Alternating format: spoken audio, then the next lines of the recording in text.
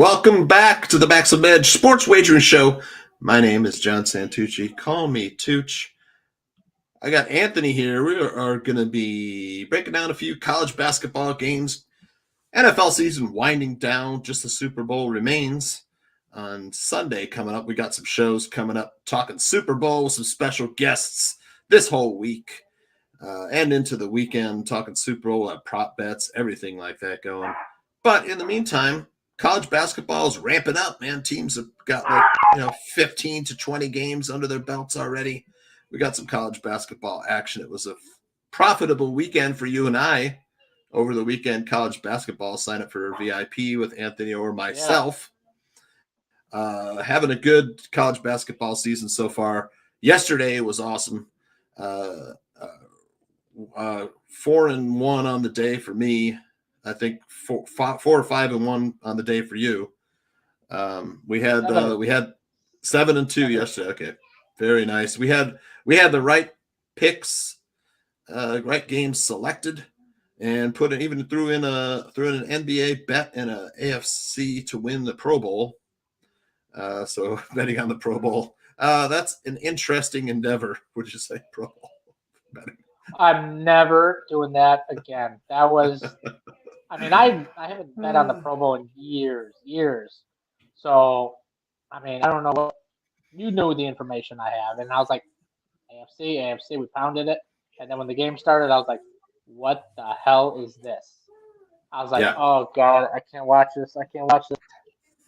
So, I mean, thank God we won that game, but never again am I touching that piss. Never. Yeah, it's too hard to handicap when punters aren't allowed to punt.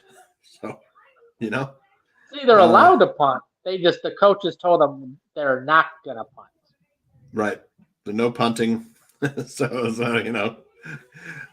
turnover on downs and the you can't run the ball. The second you you run the ball, you touched it within 1 yard. What's the point of running the ball? It's kind of more of a get together than a football game. Oh, it's horrible. It's horrible. I mean, it is literally. It shouldn't even be on TV. It's so bad. I guess there was a flag football, international flag football for women's, and that looked more entertaining. Just showing the replay, I was like, boy, that's more entertaining than this game. So. Right. Well, I'm having a good season betting college basketball so far. It's my favorite time of the year, my favorite sport to bet on. Let's get into it right away. We got the first game we're going to talk about is Belmont versus Austin Peay.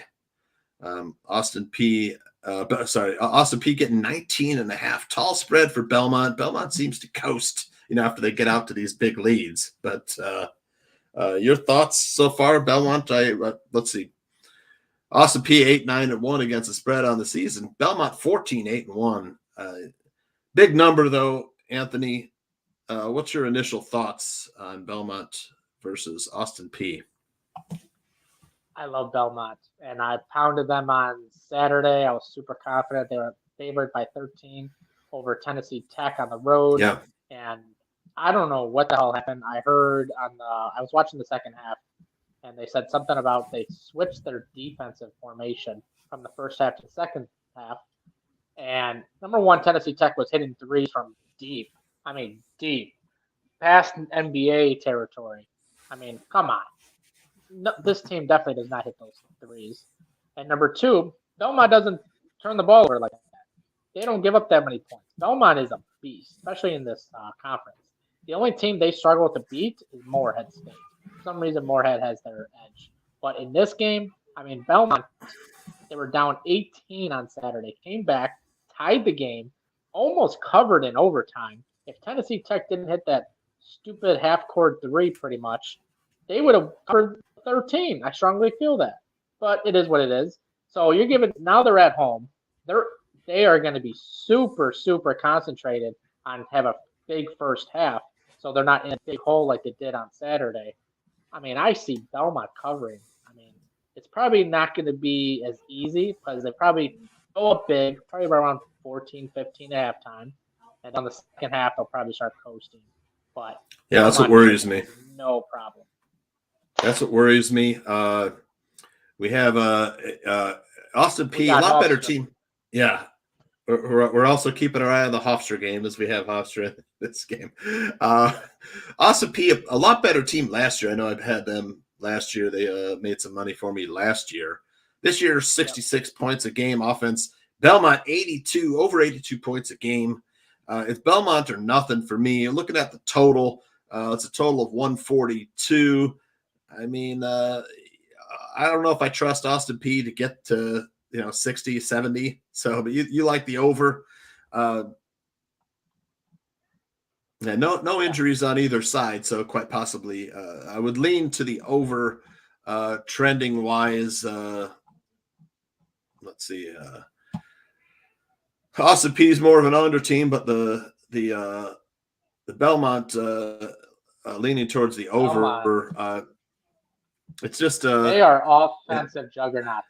If you watch these guys play, they have a center. I forgot his name off the top of my head, but they got a big ass center, and that dude just lays the ball in like the Fisher Price rim. I mean, this guy is future NBA potential. All he needs to do is get more, probably agility wise, because he's pretty up and down. But the dude's a stud. He can hit his free throws. And Nick Mazinski. Belmont they are good at threes. 6'11" center Nick Mazinski. He seems taller. NBA size. Watching him on Saturday, I mean, they just fed him the ball every possession pretty much on the second half. And that's how they got back in. I mean, he was just easy two. I'm like, why couldn't they do this in the first half?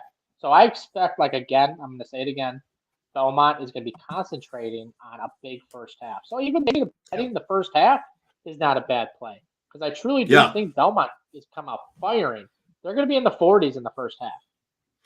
Yeah, it seemed against Tennessee Tech they weren't focused. They gave up 52 in the first half against Tennessee Tech, and then fought their way back, and then scored 16-8 in the overtime to get that victory, 100-92. So 192 points scored in that game with Tennessee Tech.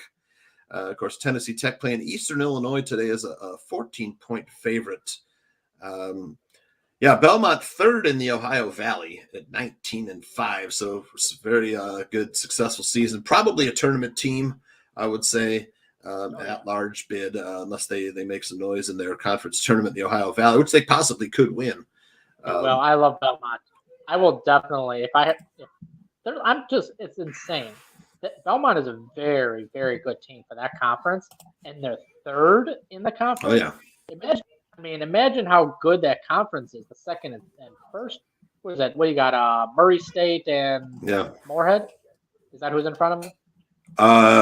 Let me check the standings.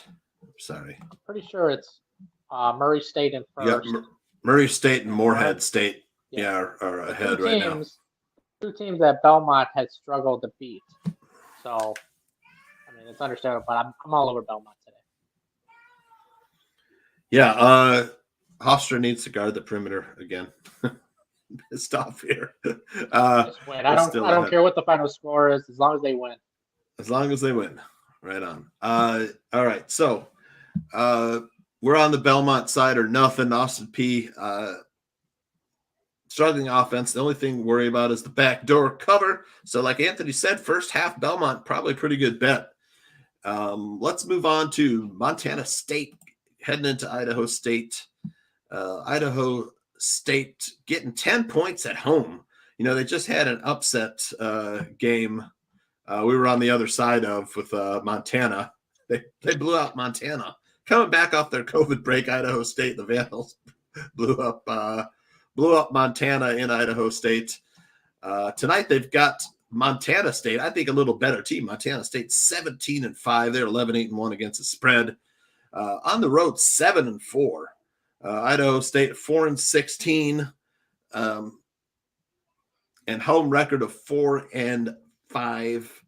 Montana State averaged about 77 points a game.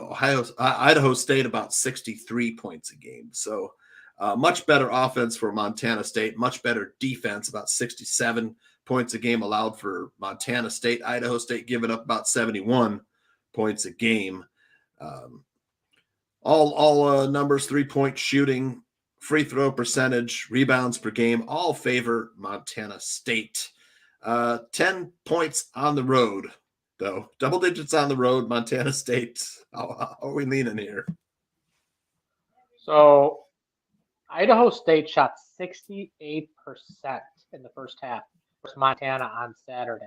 Came out That on is fire. why on fire. I mean, they could not miss. I mean, it was just incredible. This is not the Idaho State that we know.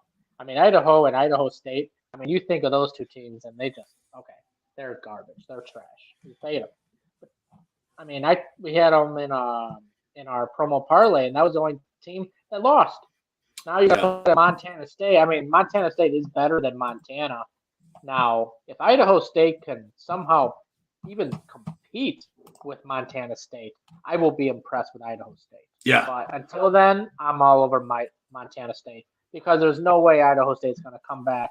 What the hell?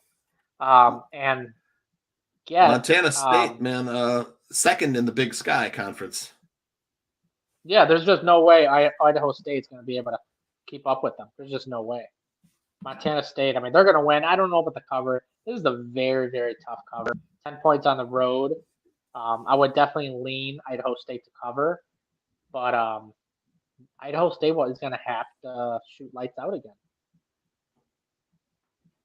Yeah, and I don't see that happening. That's a tough – I mean, I would say that Big Sky up for grabs. You got Weber State, Southern Utah, Montana State kind of at the top, and the rest of the teams, probably be fighting somewhere for the bottom orders. But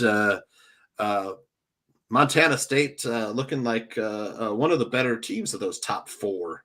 I lean Montana State here. I know it's tough laying double digits on the road, but Idaho State, like you said, that number's got to regress. Shooting field goal percentage regressing back towards the mean for that one. I just can't. I can't touch the 10 points on the road though. It's just too tough. I mean, I'm not betting it. This is just a lean, but I would lean the home dog in the spot. I just can't touch 10 points on the road. Right. Yep. This is kind of, let's just see what's happening here. Let's head to Austin, Texas, where the Longhorns hosting the Jayhawks. Man, Jayhawks off a big win against Baylor over the weekend. Texas, great, one of the best defenses in the NCAA, allowing about 55 points a game. Kansas offense, one of the best in the – so you got strength against strength, offense against defense here. The Texas offense, though, having a little trouble scoring. Kansas defense, not bad, about 68 points a game, which is about what Texas averages. But Kansas, boy, they're a much better shooting team than Texas. If Texas can control the pace, I mean, it's a short number. You've got a home dog, which normally you and I like to take that home dog, but very short home dog. I'm leaning Texas at offense, man. Kansas on the offensive side. Texas, I'm afraid of a little offensive power outage there. Against you can't do that against Kansas because they will make you pay. And Kansas, I think, has enough defensively to hold Texas down. It's going to be a great game to watch, though. I lean Kansas. As far as the total, 132 seems low to me. Yeah, no, definitely. Kansas 5-1 on the road, straight up, and that's huge. Yeah. So that is huge. In conference play, and then Texas a dominant 14-1 at home, which most teams do. Oh wow! Well, Hofstra pulls it off. Wow. Yes. It's a good thing. We pounded Hofstra in a parlay for the clients, but so that was the big one. Now we just need one other and we're good. Yeah, Kansas. Kansas is the play. It's my free play of the day. They're red hot. I'm not sold on this Texas team. They are playing very good at home for sure, but on the road they're horrible. Kansas can play at home, on the road. It doesn't matter who they play. They go in there to take care of business, and Kansas has gotten better as the season is going on. I mean, beginning of the season, they really got great. There was a lot of mistakes. They're growing now. Their chemistry's there. I have full confidence in Kansas. As in Texas, if Kansas starts rolling, there's no chance how Texas can keep up with them. And I agree. You're giving me a point and a half on Kansas. That's it. I mean, you got to give me at least 3 points. And if you can consider taking Texas in a betting aspect, but 1.5 Kansas on the road, who's 5-1. Texas, I'm dumb. I'm not. I fade Texas. One of my system things is fade Texas on the road and play them at home. But in this spot, I'm all over Kansas. I agree. I'll take the offensive output here against two teams that probably about similar in as far as offense to defense. I like the offensive firepower of Kansas. It's going to be a good game to watch. I'm not worried about much of. I mean, Kansas returns home for 2 games after this, so they don't play again until 5 days later when they host Oklahoma. No, Kansas needs this win too. I don't Kansas think needs to win. Kansas if needs they to can win. They'll be 9-1 in the conference, and Baylor will be 7-3. It's basically impossible for Baylor to overcome that, and Kansas would pretty much. I mean, Kansas would get that top seed.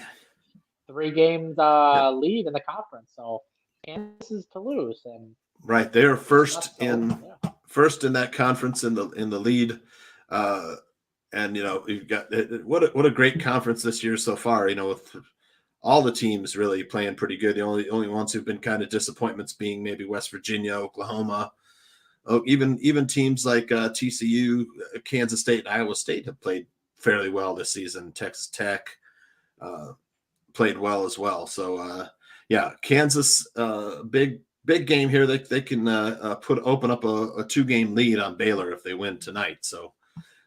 All right, now let's head to the finale of our look capsule review tonight. Arizona at Arizona State. The Wildcats are 12-point favorites here at the Sun Devils. These two teams played January 29th. It was an 11-point victory at home for the Wildcats.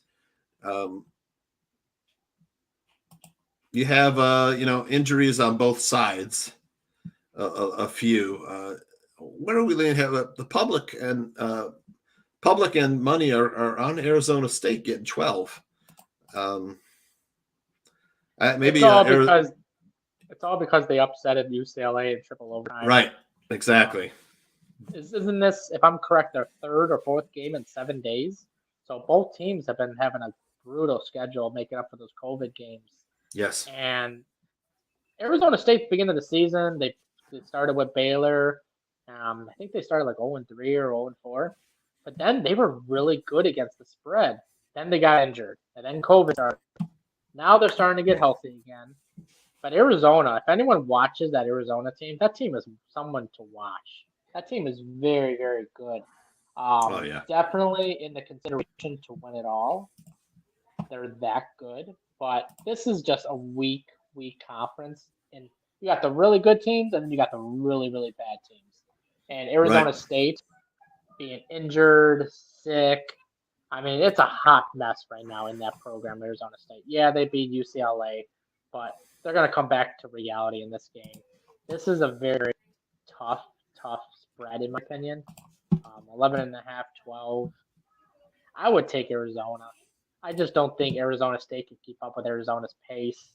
Arizona likes to play fast. Arizona State likes to slow it down. They don't have much size. Arizona has small guys, fast, and a couple big guys. I love Arizona. I think the difference will be in the perimeter. Arizona State is poor in free throws. So look at points per game, 85 points per game for Arizona, 63 for Arizona State. Field goal percentage, 48-38. Free throw percentage, 73-67. I mean, it just, even Arizona just dominates in the boards. I mean, this is a perfect game for Arizona just stomp them. So I like Arizona today in Arizona State. I also think there'll be a lot of Arizona fans in attendance tonight too. Yeah. And, any thoughts on the total? I would lean under. I would too. Trends towards the under. Arizona, man, one of the tallest teams in the country too. Definitely a lot of size. 2 7-footers. Yeah, those big guys can shoot. I mean, if anyone watched them, they can shoot. And I remember watching them versus Illinois. that one really stood out. I mean, they were shooting threes like no problem. They were down 3, boom, 3. They gave it to Coburn in the mid. I mean, there was nobody that can guard Coburn. No one on Arizona could have blocked him. But they started double teaming them. They found a way to beat Illinois with Coburn in there in Illinois, which was very, very impressive win. I mean, it was just like I was really impressed on that win. And I mean, you're seeing it the whole season. This Arizona team is someone to watch. Yeah, probably a Final Four team, 19-2 right now. Arizona State 7-13. Eileen, for me, it's the Wildcats or nothing. A letdown spot for Arizona State for me with that overtime game win against UCLA. Probably, I could see Arizona State coming out flat, and you don't want to fall behind against the Wildcats because then you're in big trouble. I can see like a 76, 61, 77. I mean, high 70s, low 60s type game. And they're gonna cover the spread between 13 to 15 points is my prediction in Arizona. Right, it's Wildcats or nothing for me. I know it's a big rivalry and stuff, but I think it's a little bit of a letdown spot for Arizona State after playing UCLA in overtime. Was it 2 overtimes, I think, in that one? 3 overtimes. Okay, I was wrong. 3 overtime. Can't forget that one. Yeah. So we are back tomorrow night with Brian Edwards talking college basketball, right? College basketball, some football. We're going to talk about the Super Bowl. Super Bowl talk tomorrow. That is 6:30 Eastern tomorrow with Brian Edwards. Do we have a free play to give? I don't have it on banner, but my free play of the day I gave out the VIP to everybody is Kansas -1.5 is my free play of the day. I also have it on my website at poundedsports.com. Every day I put up a free play on there, so just scroll down and get the free play. Or you can just retweet one of our free play posts and get a free play. So my free play today was Kansas. What was yours? Drexel, you said? Drexel -4.5 versus James Madison. There you go. All right. Well, we are out of here. We will talk to you tomorrow. We'll see everyone tomorrow. For Anthony and myself, have a good night and good luck tonight. And I'm the team captain. He's the preview, and I'm the main attraction. Unstoppable, unconquerable, on top of the world, accomplishing the impossible. Unstoppable, unconquerable, on top of the world, accomplishing the impossible.